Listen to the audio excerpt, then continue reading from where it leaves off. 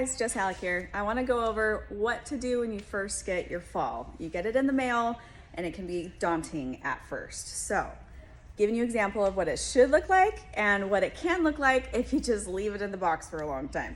So first, I'm going to show you this. This fall has been sitting in the box for, I don't know, months. So let's say you don't leave it out to store like on a counter or where it can like breathe. It's going to get really smushed inside.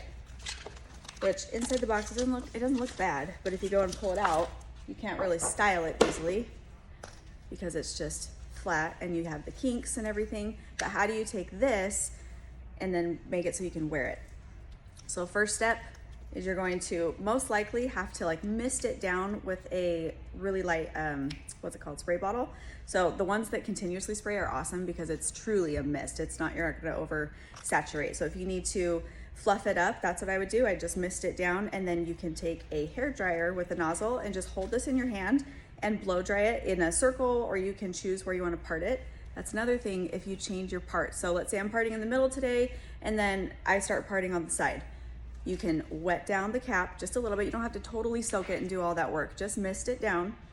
Decide where you want your part to be. Section it out. And then blow dry it in that direction. And just use, if you can use a hair dryer with a nozzle on it, it's that really narrow piece that goes on the end, then it will focus the direction of the air. So if you need this to go this way instead of where it was before, then just use your nozzle. And then if you need more than that, or if you need it to be blow dried forward, you can always clip it on your head and do it that way too. I would just recommend using a ventilated brush or just something with not too much tension, because if it's gonna be clipped into your hair, you don't want it pulling as you're blow drying. That's definitely not the point. So something very gentle. Otherwise you can use your hand, or you can even clip it up with like a pant hanger or something so that you can blow dry it with a brush with two hands. So that's one tip. How it should come right out of the box. Just so you know, this has been customized. Every single fall has been customized. There's not one that we will ever send as is. They at least have to be cut. Let's say it was black and we didn't need to do a root on it. We always trim it. We always add layers to it. We always blow it out and style it, make sure it moves naturally and all of that. But with anything lighter than literally just the black color, we have to customize with color, whether it's toning, glazing, rooting, something. It makes all the difference, because the hair on your head, it might look like it's all one color, but then when you take your ends and you go like this, you're like, oh, it might be one shade different. So that's why we do it, just to give you that extra element that makes it look natural. So the blonde ones, I feel like are the ones that are the most tricky for people, because our natural, this is a perfect example for me. I washed my hair yesterday. So it's not super dirty or anything yet, but it could get a lot worse. So I have a root spray that I can spray on the halo right in the root area when my hair starts to get dirty, because everyone's hair looks a little bit darker when it's dirty. Just like if you're blonde and you're realizing that your blonde looks a little more yellow when it's dirty, same thing happens in your root area. So also when we're picking out a fall for you, and let's say you're a blonde or you have a highlight, low light blend of any sort, I recommend not to go with like the lightest option unless it's fully going to cover your head. If you bring it right up to your hairline, then great. But this one is actually has a little bit more dimension than my own hair, but when my hair gets dirty, which is usually when I want to reach for this, then it has that showing up anyway, just because it's not so fresh and clean and all of that. It's also very easy to blend, because nowadays, let's say you have a bright front, or let's say you just barely got your blonde done, you're brighter right to your scalp. Have you heard of the money piece? The pop around your face with color? That's in, so you can always have that showing just a little bit in the front and then just blend it in with your halo, and I'll show you how I do that. So we include this root spray. This is a light brown one. This is the one that I would use, and yes, it's light brown because even though I'm a blonde, it's still in the brown category. So when you're applying it, be careful at first. I would maybe test this on a piece of paper or a towel or something that you aren't gonna worry about, just to see, so you know the consistency it comes out like, so it doesn't like, you know, cover your whole fall and you're like, God, I didn't mean to do that. Because lots of times you just need a little bit. But what I like about this root spray is that it's not sticky, it's not gross, so it really wears well. I almost dropped it.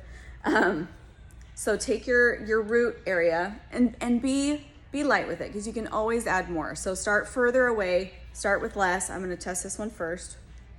Okay, just to get a grip. I'm gonna take my fall and I'm just gonna lightly tap it. Just so you know, you can do the same thing on your own scalp. So if you have really, really fine hair and your density is just a big difference from what this is gonna give you, you can always spray this right on your scalp, and just making it a little bit more opaque looks more natural in the transition when you're putting a piece on like this. So unless you are going to have us cut it to where it's like a full face frame or bang, then I would definitely recommend doing that. If you have thicker hair and this is more just for fun, or you are thinning on the top of your scalp, like more in the crown area, then you probably won't have to worry about that as much. You just may add this to give it a little more root, you know? Okay, so included in your package is the brush and comb. So I'll show you how I use that. But generally, we'll always go off of your pictures for where to part it. If it's slightly off, then you can always, like I said, wet it down, change the part, blow dry it just a little bit, no harm done. It's hand tied, so it's not going to, it doesn't have a specific direction that it's supposed to lay, and that's the beauty of it. Another thing too though, when you do have a side part or something that's not right off center, when I'm cutting these, I'm assuming that you're gonna put this center clip at the center of your head, so lined up with your nose. So if you had a side part, I wouldn't use this and expect you to lay it sideways, because then when I cut it, especially if we cut it shorter to match your shorter bob or give you more length, and it needs to be even, I don't know the circumference of your head exactly, so I don't want to bank on you putting it in the right place. So that's why I go off of center. So let's say you had a deeper part than this and it was parted like over here. Always start with that center clip and put it right here. And that's what I went off of when I cut it for you. So let me show you how I do that.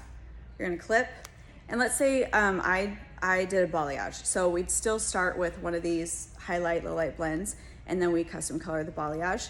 The clip color doesn't change to brown until you are truly in the brown category of halos. So they're always these blonde clips, and I promise you, you will not see them. The hair covers it just fine, but that's always at least a question that people ask, because they're like, wait, is this gonna show and I have a brown balayage on there? Nope, because it tucks in real tight. So I line it up with my part, and it's just gonna depend on where you're wanting it to sit. There is not a specific place where these are supposed to sit, and that's the benefit of it. You can really put it anywhere. You can pull it further back or right up to your hairline. So you see how there's like a little bit of a lip right there? Well, for one, I need to move that piece. This is what the comb's for. So the comb is so you can kind of reach back and grab any hair that you have. Let's say you are super, super fine. I would say brush forward all the hair that you have and around your hairline so that that can sit at the front of the halo. So use the comb, pull all that hair out, and then softly comb it together. And that's all you have to do. So you see how my front piece is where I have a bright piece. It doesn't really matter because that's the style anyway, and it blends right in. So if I would not have gone with my normal super bright halo, because that would have been less forgiving than having just a little bit of dimension. Okay, another tip, if you are really fine in the front, you're gonna wear it on your hairline. This is how that would look. And this is also why I have this halo blow dried. That looks great. Further forward than I would have if I was personally wearing it, because I know that I don't wear it right up to my hairline, so I blow dry it like directing it back. But I did it so that I could show you this. So go right up to your hairline, and guys, you really only need, I swear, 5 hairs to make this clip in. Like, it does not need much to secure to. They're very, very good clips. So you can put it right up there, and let's say I cut a bang into it. You might just like grab your curling iron and style it how you were wanting it, like whatever's more common for you. And you just directionally style it like this. So that's an option, but you see the cap, like I have a pretty big head in general. When I wear hats, I'm not the small size, I'm not the extra small, I'm usually a medium.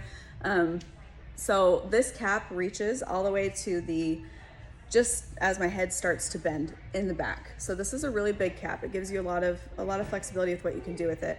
Another option, if you're wanting to style this, if you're gonna wear this up, let's say you wanna wear it in a ponytail or you want to style it half up, set it further back on your head. And if you have really, really fine hair in the front, then set it just behind your hairline, just enough so that you can pull your hair back over it.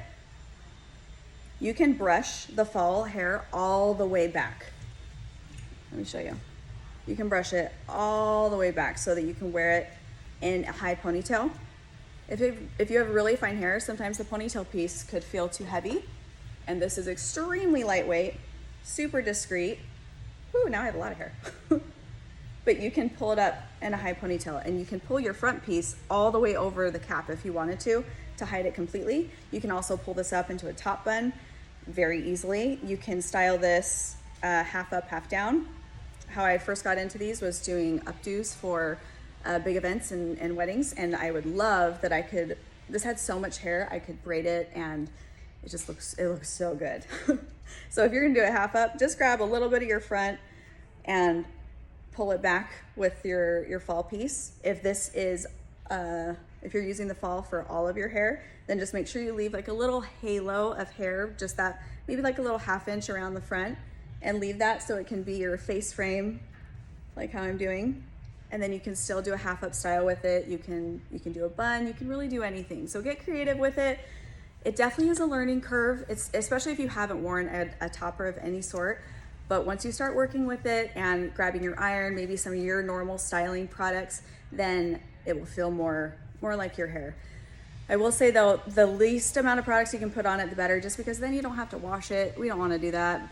Keep it super low maintenance. And then when you store it, instead of putting it on a hanger or putting it back in the box, just lay it out. Leave it on a shelf, somewhere where it's not going to get smashed, and then truly you don't have to touch it when you put it back on. When it gets more lived in, you know, when you've like worn it, it's gotten just like a little bit dirty, then it's something you can just grab and go. It's so awesome. So I hope this helped. If you have more specific questions, you can always direct message us on our Instagram page at Halo by Jess, or you can go to halobyjess.com and message us there, or email halo@jesshalleck.com, and we can always help you with your specifics.